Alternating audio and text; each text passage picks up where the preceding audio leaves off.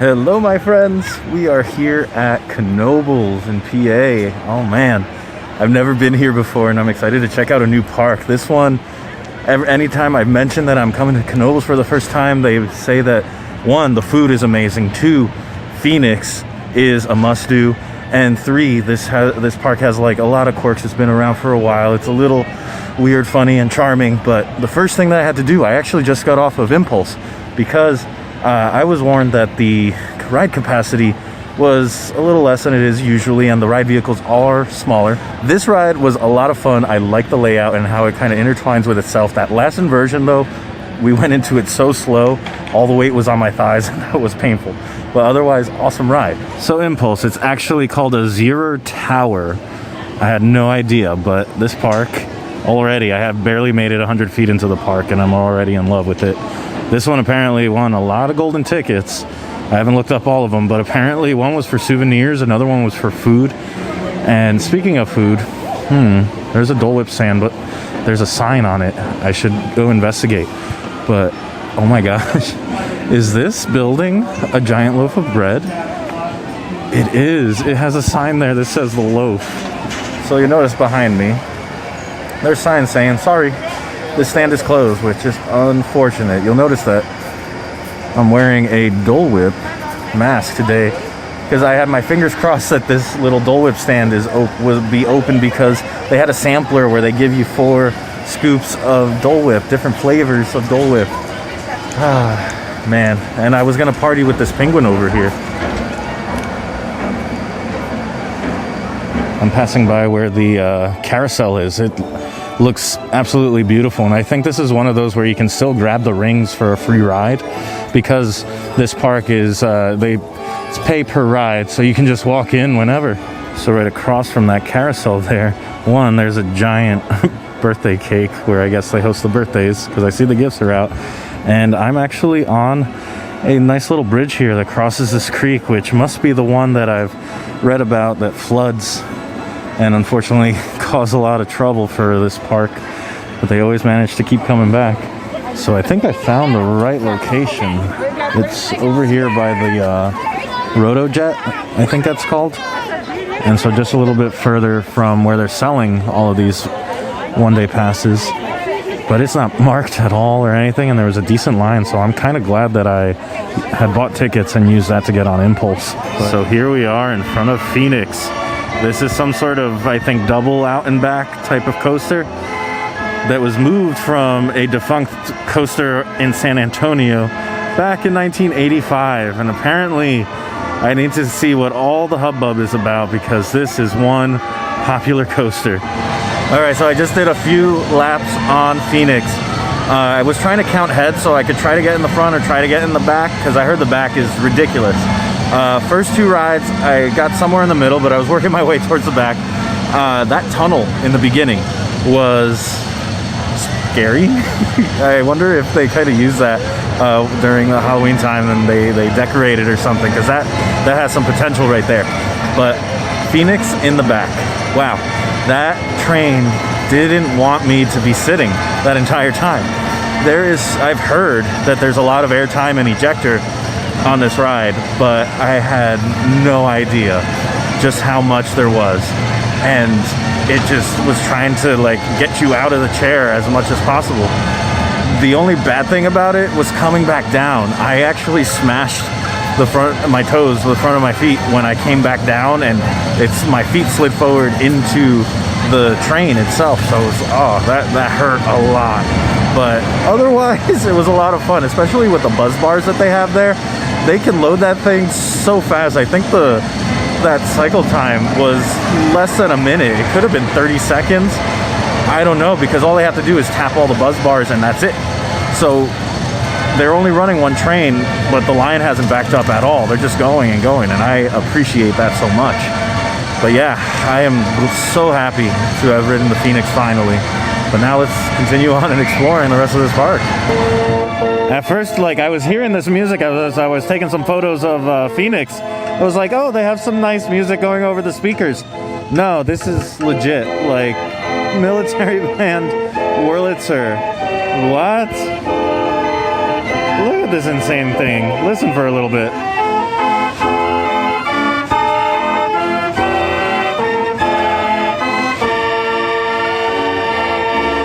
So unfortunately, it started raining, and it seems like the time to get food, but I see Black Diamond is right here.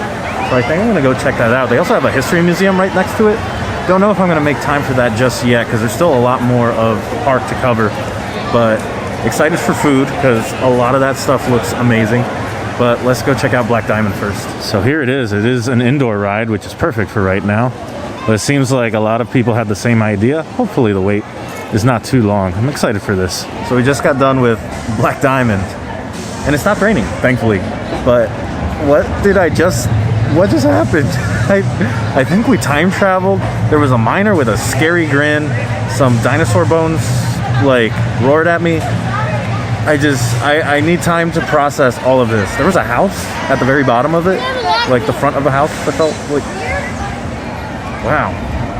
So it looks like they have some form of laser tag going in here, or maze or something.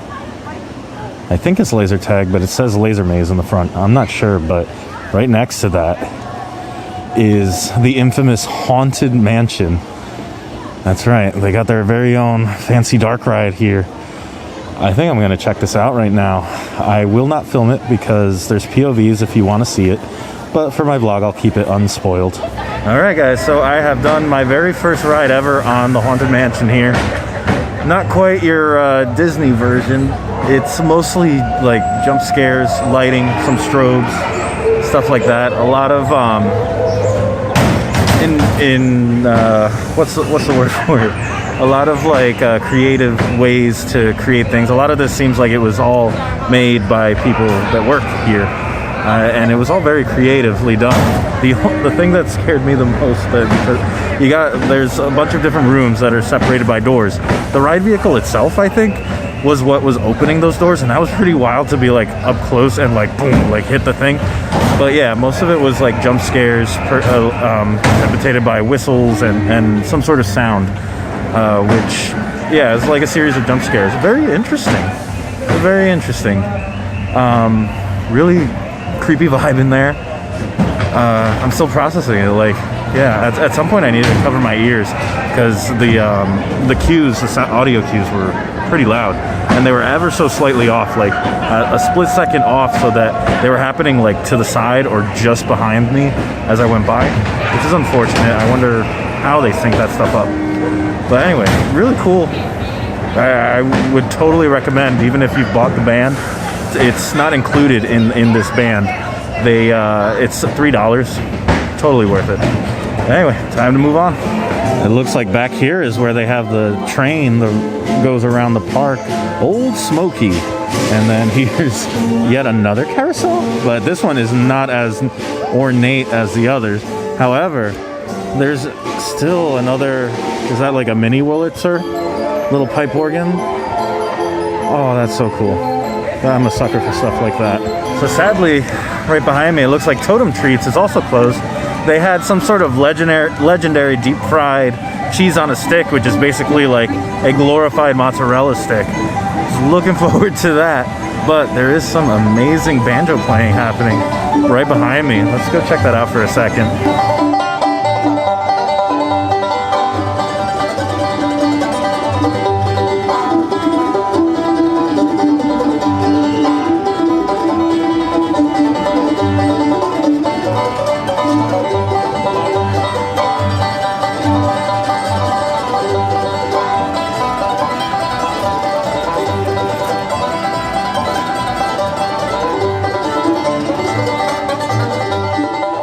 So I rode some of these vintage rides and got another credit on that kiddie coaster, family coaster, the E&F Miller Cosmos Curves. There it is. It wasn't coming to me. And then I was walking around. I saw Skloosh is closed, which is the that splash ride behind me. And then I noticed that I thought it was closed and being torn down, but 1001 Nacht is still here, which you might recognize from...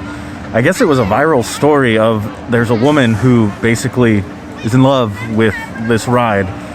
And that's something that you can YouTube on your own time, but be warned. Let's stop a second here and admire some of the food that they have here. So I have eaten so far a potato pancake, some of the pierogis, and now we are faced with the chicken waffle sandwich. So far, I haven't had any bad food here out of those 3 items. Man, it was good. The potato cake, they actually have a big stand called the potato cakes. The pierogis, I actually got right next to the Oasis spot where they have pizza. And then the Alamo was at the counter that they have, so the quick service spot, rather than the sit down, they have the sandwich available there. And yeah, it was delicious. I have a few more items that I'm gonna pick up. But right behind me here, I believe this is is this the Crystal Pool or something like that? That's one of the original things that they opened up back in like the 1920s. Obviously it's seen a lot of upgrades since then, but yeah, it looks awesome. They just haven't opened it up yet. So there it is, the entrance to the Crystal Pool. I just wanted to double check I got the name right. But it's interesting here. This section, as I'm walking to Twister, looks like a regular road. Like, this is not what a pedestrian looking little bridge would normally look like. I wonder if this looks like it was a road at one point. How interesting, like, that they've kind of used this to expand and buy land and obviously build Twister. I forget when that was built, but oh, so right behind me here is the location where Flyer is. I guess they must have had to have dismantled it for maintenance or something. I guess people were snapping a little too hard and roughing up the ride vehicles and stuff. I was hoping to be able to give that a go. I heard that snapping was a lot of fun. Although it looks a little dangerous, a little scary, and you might really upset a ride operator if they don't like that. All right, here it is, guys. Credit number 148, Twister. Looks like the sun came out again, which is nice. Just got done with 3 runs on Twister. All of them were somewhere in the middle, sometimes towards the front, sometimes towards the back. Either way, it was kind of the similar experience, but my goodness, does this thing haul? There's not quite as much ejector or airtime or anything. It's not an easy thing to compare to Phoenix. Either way, I've never been on a coaster that had the double hill like that. Apparently it uses like the same chain and it's just like one big thing like that. Holy moly, does this thing have like laterals like crazy.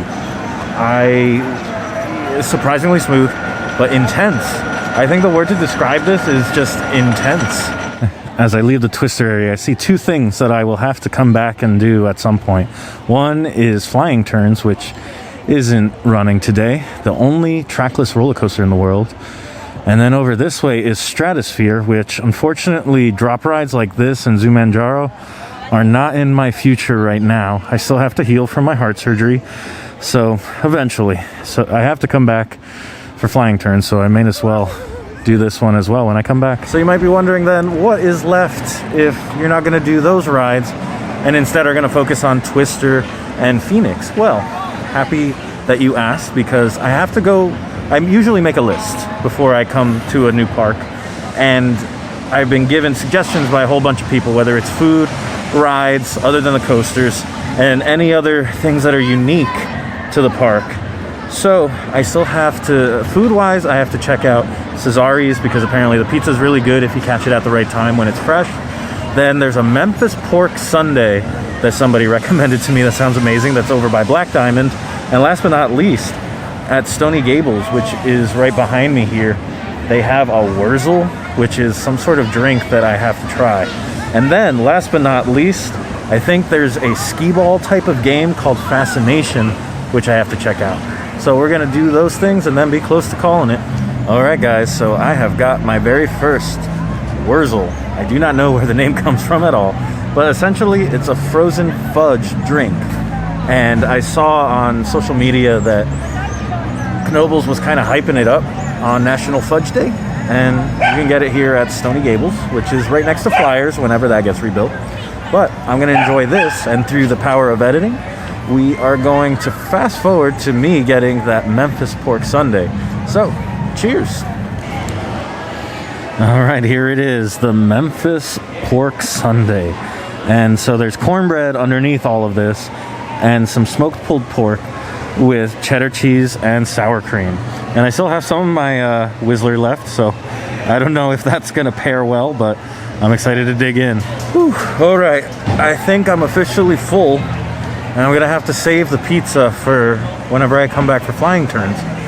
But that means it's time to play Fascination. So here it is. Fascination. It's basically like bingo. You drop a token in, and you're rolling this. It's not a skee ball, it's like a rubber ball. And it's very difficult to get in. I just did 2 rounds real quick. And you have to throw them down the lane. And hopefully you get them in these holes here. It's challenging. It's a lot challenging, more challenging than I thought. Roll down. Any other way you win them on coupons you receive will also be put into the jackpot. And I'll be watching, the clerks will be watching. If you get close, we'll wish you good luck. The line right below the red line this game is worth 99 coupons.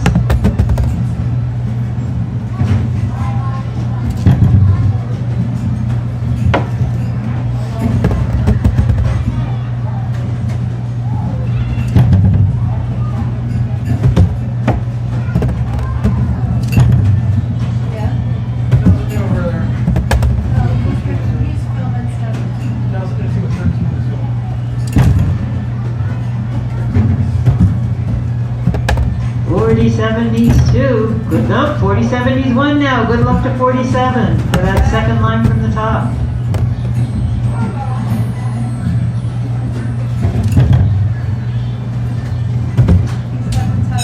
And we have a winner on 28 down the old line. Not the jackpot line. It is worth. Oh my gosh, it was like being in a time warp there. So I gave him $5 plus, so $6 total. It was $1 for the coverall. That was intense. That was intense. My blood pressure rose unlike it had on any of the roller coasters. Whew, that was a lot of fun. Why isn't this a thing like everywhere else? Oh my gosh. How that was the perfect way to kind of finish up the day before I have a few more hours in the park, so I'm going to be hitting up more of the coasters. Maybe I'll finish the night off with this, but Fascination, wow, how come I never knew about this until today? I'm glad I finally know about it though. But anyway, final thoughts about the park. One thing I didn't mention, this is a pet-friendly park, and I've seen dogs just about everywhere. The pace is just super relaxed. It's not like Six Flags where you're running from place to place and trying to get your money's worth, if you know what I mean.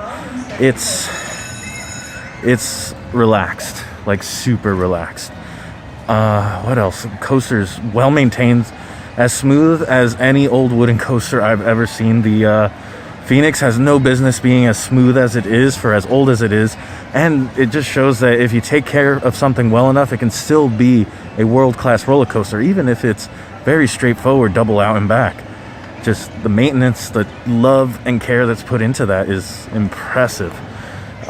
Impulse was a fun coaster. I did when I went to go get the potato cake. I went and did that again. The assortment of classic flat rides, Haunted Mansion, Dark Ride, Black Diamond, is that like a roller coaster or a dark ride? Somewhere in between. Just, this was an awesome day. I can't wait to be able to come back to try flying turns and play more Fascination probably. But anyway, guys, from my first visit to Knoebels, thank you so much for joining me. I'll see you next time, and I hope you go make your own adventure. Bye.